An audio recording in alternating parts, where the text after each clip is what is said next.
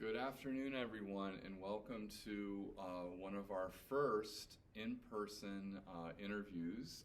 We're here today on the Spotlight interview series with Mitch Weissner, who I had the pleasure to meet during the formation of our Call Me Peter, 50 Years of Pedro Zamora exhibit, which is open here at the museum. We've extended it through July 30th.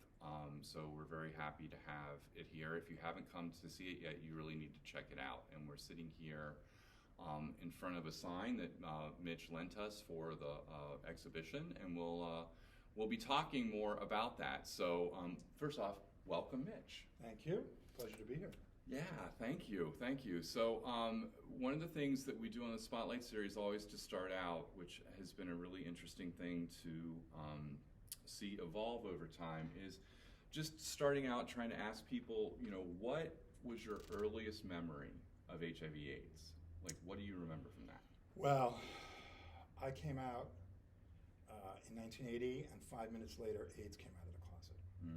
It was literally wham bam. I was out, and all of a sudden, we were talking about it. And it was, my earliest memories are of going to the bar that I went to, which was in Coconut Grove in Miami, but it was called San Francisco. And once it popped up in the news, everybody was talking about it all the time. And so that was my earliest memories of it. And then we started seeing the effects of it. It took a little while before we realized that just because we heard about it and we knew it existed, we didn't yet realize that people had been infected for 5 and 10 years prior to that, and we were finally seeing the effects of what it was. So it came out of the closet, but 5 minutes later, everybody was getting sick. And so that happened really quickly down here in Miami then. Because I'm from Cincinnati, and there was like I always make the analogy of like a flood upriver, and it comes down, and so it can not even be raining, and all of a sudden you're flooded. So it happened much later there, but it sounds like it was pretty quick here.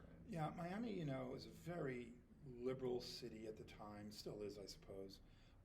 And there was, the bars were open till 5 in the morning, and everybody was out partying all the time, because that was, it was the 80s. It was the era of Scarface.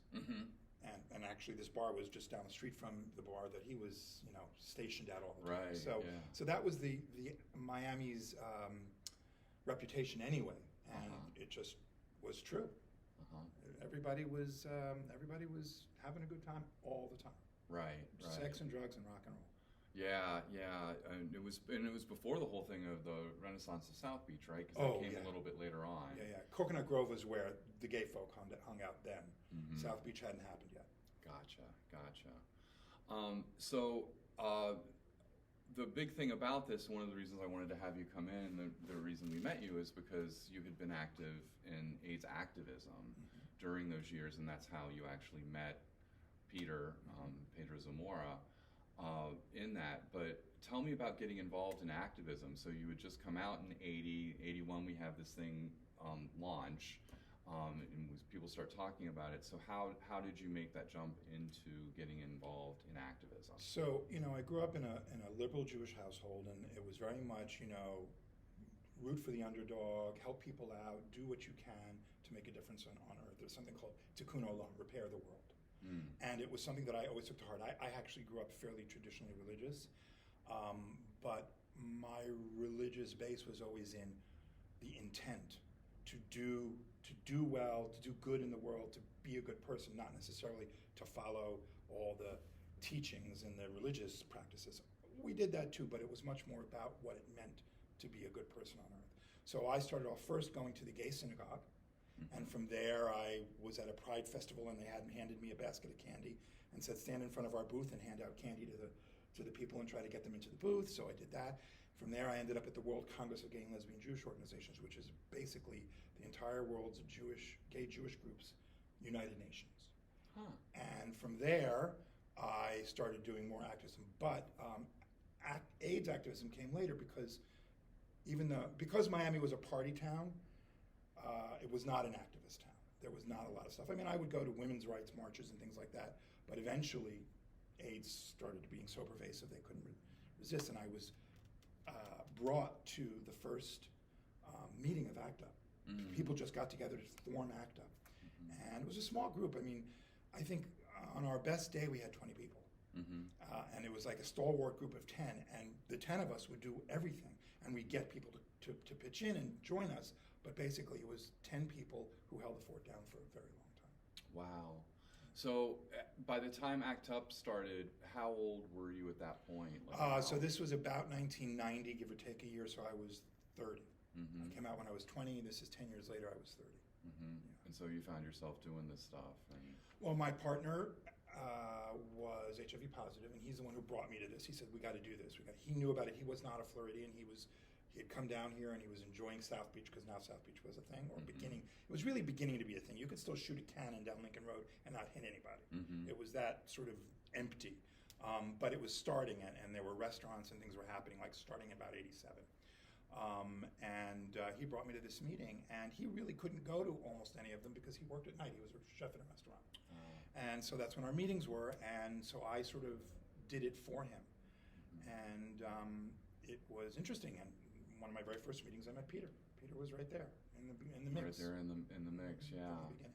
And so Peter would have been younger because he was born in 72, so this is about what? He was 18. 18. He was 18, wow. 19 at the time, yeah. Wow, Yeah. wow. So in those years, what did you all do activism-wise? Like, what were some of the things that you worked on? So we were railing against the bathhouse scene because they weren't being responsible. We didn't want to close them down. We just wanted to make them responsible. Condoms, et cetera, signage, be safe, that kind of stuff. And then we were doing protests. So we did, on World AIDS Day, we did die-ins down in Bayfront Park.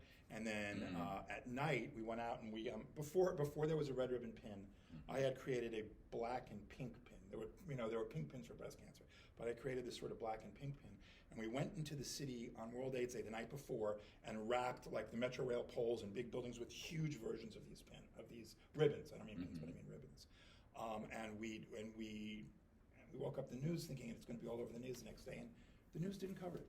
The news just wasn't interested in AIDS activism or in a ragtag band of homos running around town putting up ribbons. So they ignored it. But then on April 15th, which was the last day you file your taxes, right?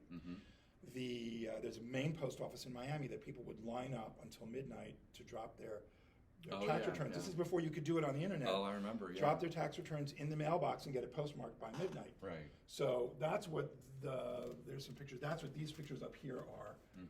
We had a coffin for, to show that people were dying. We were standing in line standing out in front of, while everybody's driving through very slowly, protesting. And that's Peter right there. So that was April 15th, and I think it's 1992. Yeah. Wow. Yeah. Wow. So do you have a sense of how would you say you all fit in with the activism that was happening in New York and in San Francisco with ACT UP? And were you just as radical, or At times we were very radical.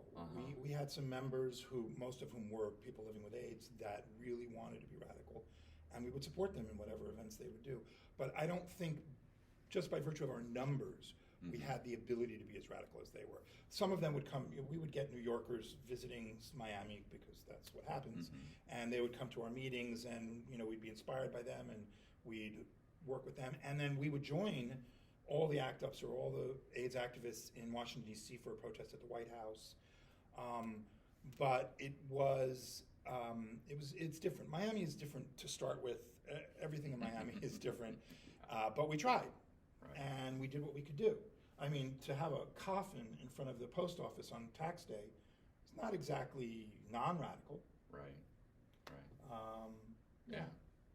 Definitely. Yeah, I'm struck by that. One of the things we do in the museum is a film discussion series, and a while back we did United in Anger. Have you seen the documentary? Yes, I have. And I was remembering that because I came out in '85 to myself, and then I moved back home and was in graduate school, etc.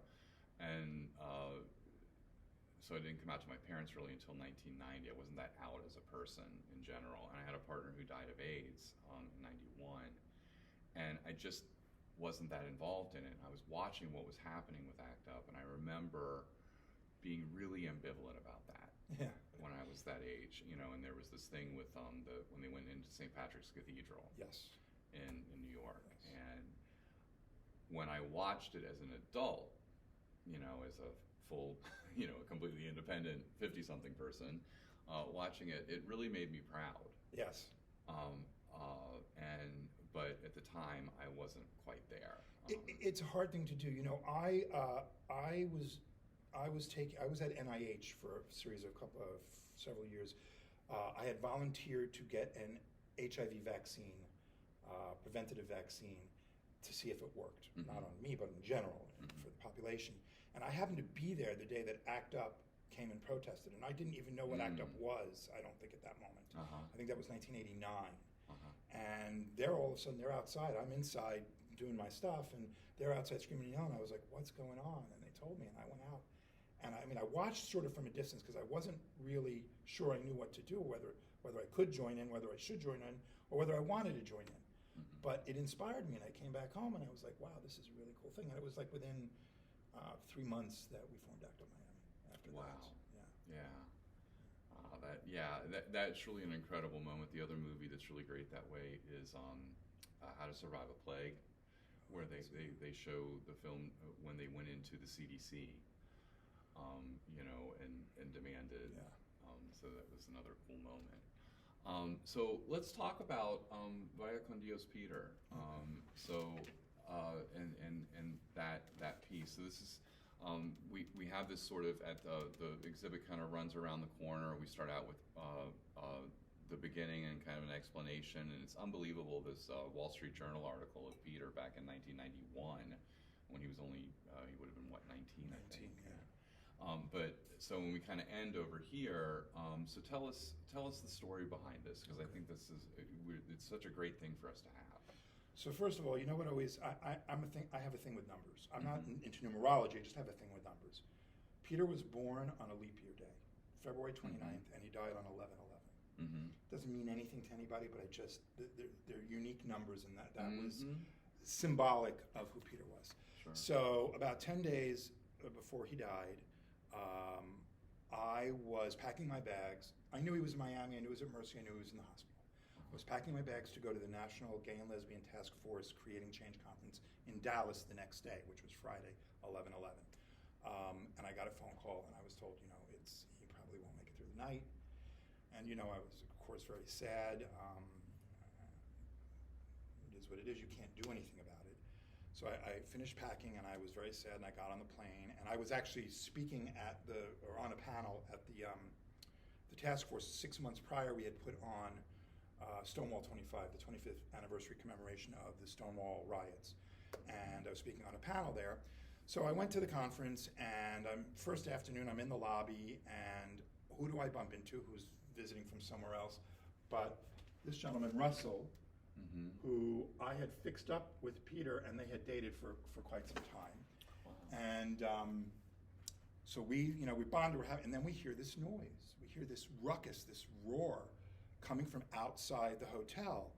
And when we went out there, and a whole group of us went out there, the Phelps holes, the Fred Phelps from the Topeka Baptist Church, Westboro Baptist Church in Topeka, Kansas, were out there, and they had easily 30, 35 people, men, women, and children, little children. And it was very interesting because the men were standing together, the women were standing together, and the children were in front of the women, so they weren't even mingling with each other. Wow. But they all were standing, and there was some reason this lobby, outside the lobby where people drive up to get out of their car to check in, had this sort of raised area. It must have been a planter at some point. And they were all standing up above in this planter with their God hates fag signs and all that kind of stuff. And so we all went out there, and we started yelling back at them. And then all of a sudden somebody says, kissing. And we all started kissing. And then from then we realized that really affected our own attitude about what was going on, and it put us in a much more peaceful place. And instead of screaming and yelling anymore, we started singing spirituals and patriotic songs, and instead of throwing hate back at the hate mongers, we threw love. And it really changed the entire atmosphere. Then we went back in and we did our thing, and that night it was announced at the conference that Peter had died. And Russell and I were just, we were just heartbroken, and we basically just spent the night holding each other and crying. And when we got up the next day, we're getting dressed and we hear these people downstairs again. And I put on my crown, which I got from the Radical Fairies at Stonewall 25 for being the Queen of the Jews, because I represented the World Congress of Gay and Lesbian Jewish Organizations to Stonewall 25. So I went down there with my crown, and we did everything we had done the day before: kiss-in, spirituals, patriotic songs. But now I'm dressed for the occasion, and that's when one of them, I guess their leader, and I don't remember if it was Fred Phelps or one of his children, said, "We heard about that fag dying in Miami, and we're going to be there." Now, nobody knew what, when, or at this point there hadn't been any arrangements. So I went home the next night, and I immediately got on the phone Monday morning, and I started calling around. There's going to be a memorial. It's going to be Sunday on Lincoln Road. This was Monday, so it's going to be Sunday on Lincoln Road at the Lincoln Theater. And I started calling everybody I know. Act Up Miami had basically fizzled. Everybody had either died or just gone on to other things, and as had I in many ways. So I started calling around, and I got Act Up Fort Lauderdale, which hadn't existed when we were doing Act Up Miami, involved, and all the AIDS organizations I could. And I said, "Come down on Sunday. We have to show strength." And that was the start of what happened. But it was a very strange week. I had been living for about 10 months in a beautiful place on Biscayne Bay, and that Saturday night, the night before the memorial, was my birthday. And I had weeks before invited everybody to a birthday party in my backyard on the bay. It was a full moon. It was magnificent. So I was busy trying to get things done for that, but also trying to get this set up. And while all this was going on, a Hurricane Gordon, had developed and was in the Caribbean, and it finally came through to the Gulf and came back through Fort Myers as a tropical storm. It had not been, it was downgraded, but we were wet. I had called the Miami Beach Police Department to ask, do we need permits, et cetera, et cetera. I mean, I knew the drill. We weren't just going to go out there and be vigilantes, mainly because we knew these people had done their homework. Right. So we wanted to make sure we did our homework. So I called the police department and they said, "Yes, come on down, we'll talk with you." So the next day, Tuesday, I drove, it was only 6 miles from my house to the police department, but it was torrential, pouring rain, wind, through the tropical storm. I white-knuckled it. I mean, it was scary all the way to the police department. Now I get in the police department and I think, it's going to be a nice little conversation. And they have me wait a little while, and then they call me in. And they bring me into this long room that only has one door in and out with a huge conference table. Could easily sat 20, 30 people. And every single seat was taken by a police officer, all uniformed, and all the police officers were also on the walls, like hanging on the walls. Right. And there was one seat available, and it was at the far end of the room where I couldn't go anywhere, I couldn't get out, for me to sit, and that's where they wanted me to sit. It was total intimidation. Total intimidation. They totally wanted me to be uncomfortable. Crazy. Well, I think they expected us to go crazy and riot and all that kind of stuff. And so they're all, and I'm nervous. I mean, it's not often that you face, a room full of 35 uniformed police officers with no way out of the room. Even though you haven't done anything wrong, you feel bad. So I'm like, oh my God, I'm nervous, and started asking me questions. And then I told them what I wanted to do. I said, look, we don't want them to dictate the hate. We want to dictate the love. And I said, we're going to sing. We're going to turn it. We're going to set up a line in front of them so that their signs and they can't be seen, so that the mourners going into the theater would not be molested by their screams and their yells. We were going to have signs that were bigger than theirs. They were going to all have love messages on it. It was all going to be, go with God, Peter, and that kind of thing. And sing, and we were going to turn our backs to them, so that we weren't even going to give them the attention, the time of day.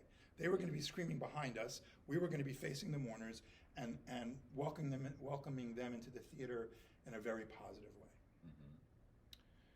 And the police all of a sudden changed their attitude completely and said, all right, we're going to work with you. So the weather cleared up the night before. As I said, I had a birthday party in the backyard, full moon, gorgeous. Many of the people that were there the next day were at my party. The next morning I get up, magnificent. November in Miami Beach, spectacular weather. Sunny, cool, lovely. We go down. I had no idea how many people are going to show up. We had 50 activists, and we did what we were going to do. We stood in front of them with our backs to them. We sang, but there were at least 1,200 people just walking on Lincoln Road because it was a beautiful day. Mm-hmm. They all joined us. I mean, they didn't all join us, but we had people singing with us and standing like behind us to give more of a protection to the mourners as they were going in. And I wore my crown so that they would know how this happened. I was adamant that they know that the jig was up, so to speak. Right.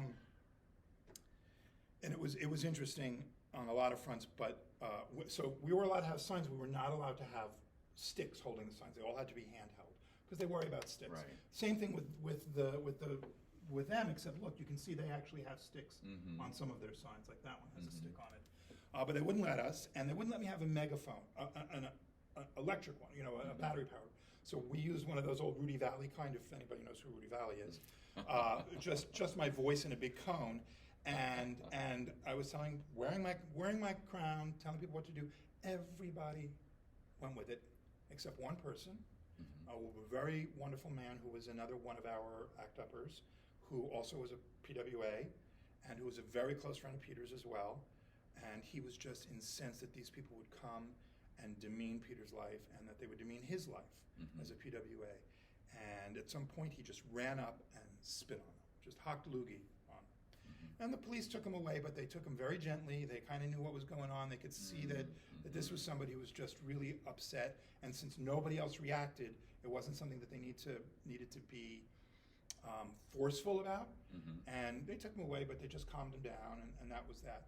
And then the memorial service started, and I was able to go in and sit in the audience and participate in that. And really, that's when my tears started, because I had been working on 10 days and getting this thing together, and I hadn't had a chance really myself to grieve over it.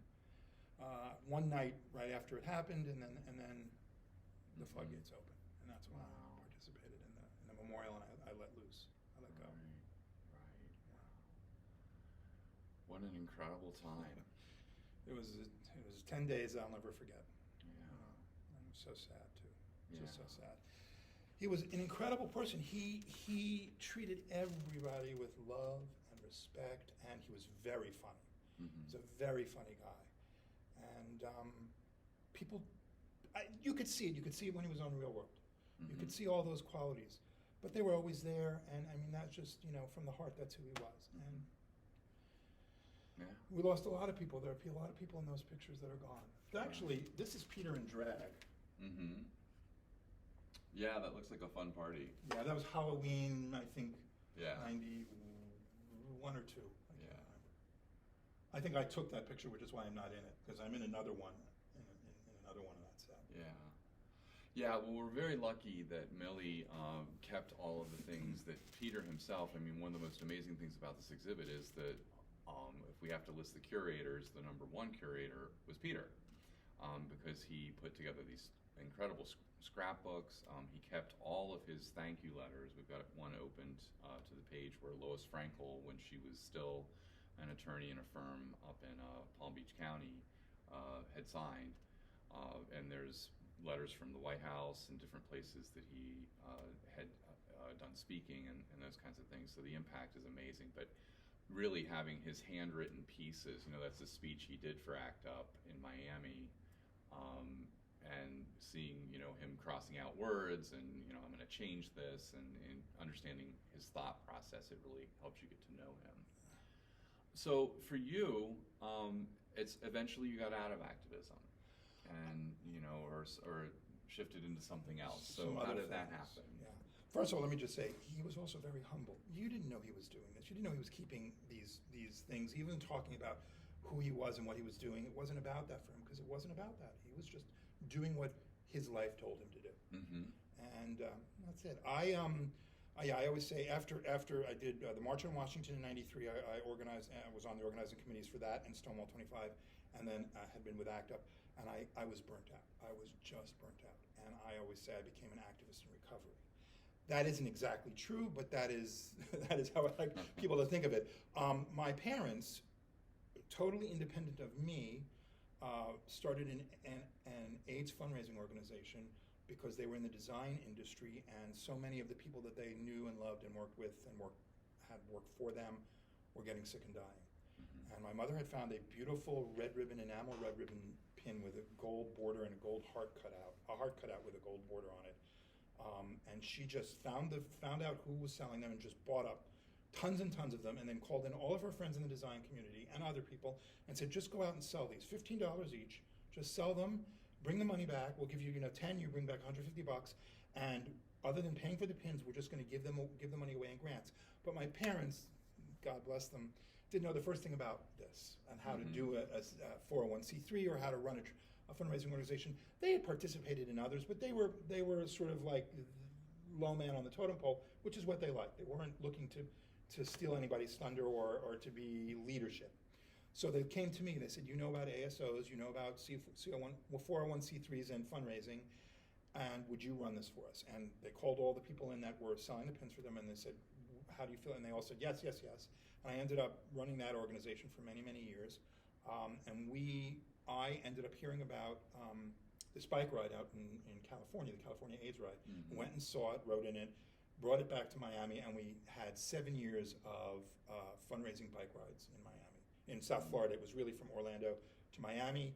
And so I did that until the early 2000s, at which point I had my career, my non-activism career was really, really going well, and I just ended up really concentrating on that at that point after that. Up until then, I was still doing stuff, just not in the streets to the same extent that I was before. But I was fulfilled because I was raising money and giving it away, and I was the grant committee. I mean, we had people that had to vote on the grants, but basically I went out and I wrote the RFP, the request for proposals. I then went and did the site visits at all the locations that people wanted money for. And I would then bring my report back to the grant committee and say, here's what they do, here's what they don't do, da-da-da-da-da. We only we didn't fund anybody's salaries. We only funded direct services. We bought several vans for Food for Life, which was the Meals on Wheels for people with AIDS, several vans over the years so they could deliver the meals, and that kind of thing. And that was our mission. We're going to raise this money and we're going to give it to the people who need it and for services, not for salaries. Wow. And that's what we did. And very fulfilling, because I felt like I wasn't just screaming and yelling in the street. I was getting something done on another level that made me feel very good about what we were doing. It's amazing. It's amazing. I could talk to you all day. There's so many things, and you've shared a bunch of things with us. And we're going to have you come back and talk about that ride, because we do have a really fantastic display piece that was used to explain the rides, and there's a lot of the promotional posters from those years, and those kinds of things. Somebody had donated to us here at the museum. I'm so glad you have that stuff. Yeah, so we're in the future Okay. to be. But one of the things I told you I wanted to ask you about. So at this point, as you stand here or sit with me today at the end, nearing the end of this exhibit, what do you think the takeaway is? What does it all mean? Because I was thinking, as you were saying about activism, a lot of people got complacent after 2000, and we had made a lot of progress. I mean, we don't have a cure, we don't have a vaccine, but HIV over the 2000s really did become a chronic, manageable illness that people could live with. So, as you look at this today, sitting here today, what do you think? What's the takeaway? Well, first of all, the fact that it's a manageable disease and people are no longer really dying from it, at least not in any real, quickly. They live very long lives, and maybe it is affecting their lifestyle, but their quality of life, but not so much like it was before. So we did that. We did that. We were walking the halls of Congress, and we were screaming and yelling outside the White House and getting arrested, and it changed not just HIV/AIDS, but it changed medical procedures. fast-tracking Yes. drugs, not just for people with AIDS, fast-tracking drugs for cancer, for leukemia, for all kinds of other diseases. That happened because of the HIV, because of the AIDS activism. There isn't anybody who would say otherwise. So I think we did a lot of good. People are living, so that's a second good thing. And other people with other issues, whether they be social issues, trans rights, medical issues, are following the models, and that has changed the world. I think that my takeaway is that even one person makes a difference. I don't think that I made a difference myself, but because I stepped in with other people as a group, we made the difference. And you need that one person and that one person and the other one person. Together, as a group, we make the difference. And to just say, oh, it's not my job, well, then it won't get done. Right. And if you step up, you see, and it took us a lot of years, but you see the change, you see the difference, you see the progress, and you realize that you can sleep it well at night because you know you did something that made a difference for other people, and not for yourself, but for other people. And to me, that's what it's about. And I can take care of myself. I'm not the one I worry about. It's the rest of the world that I worry about. Repair the world, tikkun olam. Do what you can to make the world a better place to live for everyone, not just for yourself. Absolutely. That is so great. Tikkun. Tikkun olam. Olam is world and tikkun is repair. Tikkun olam. Repair the world. Well, I think that's a great place to stop. It's funny that we're doing this during Pride Month. Yeah. Because it feels like Pride to me. So I just want to thank you for sharing all of this with us. It really has enriched the exhibit. One of the things, even for myself, looking at this, when we put this together and talked about the Westboro Baptist Church and these kinds of things, I had really not been thinking about that. That I had sort of forgotten about it because it wasn't so much of an issue anymore. And so to look back and remember how that was and what that took to effectively, in a nonviolent way, in this crazy time that we're living in, do a counter response to it, that was really brilliant with your Purple Crown. Thank you. On a similar note, there's a wonderful book that was made into a movie that I highly recommend everybody read. The book is a phenomenal read called And the Band Played On by Randy Schultz, who eventually succumbed to AIDS as well. And then a movie that is packed with stars, Richard Gere, Lily Tomlin, you name it, they're all in it. And the movie it's not often that movies can be as good as books. It is. The book is spectacular. And every 5 or 10 years I just take it out and read it again because I'm just so enthralled by how well it's written and how incredible the times were. The fact that I lived them sometimes escapes me because it seems surreal. But I recommend it. But yeah, this was fun getting rid of those people, and they don't exist anymore, not in any real way. So that's good. Yeah, that is really wonderful. All right, well, thank you, Mitch, so much. And this is the end of our Spotlight interview with Mitch Weissner, and look forward to seeing you all again on our next program. Thank you.